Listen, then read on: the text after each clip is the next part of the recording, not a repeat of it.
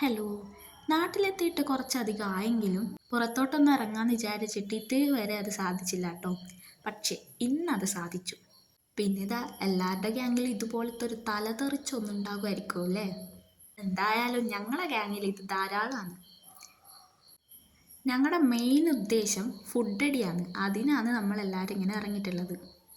നമ്മൾ പോയത് മട്ടന്നൂരിലുള്ള റാറാവീസിലേക്കാണ്.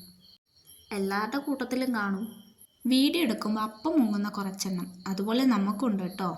ഞങ്ങൾ അവിടെ ഇരുന്ന് വർത്താനം പറഞ്ഞുകൊണ്ടിരിക്കുന്ന സമയത്ത് ഞങ്ങൾക്ക് സൂപ്പ് പോലത്തെ ഒരു സാധനം കൊണ്ടുവന്നിട്ടുണ്ടായിരുന്നേ. എൻ്റെ എക്സ്പ്രഷൻ കണ്ടാൽ നിങ്ങൾക്ക് തിരും, വായി വെക്കാൻ കൊള്ളത്തില്ല.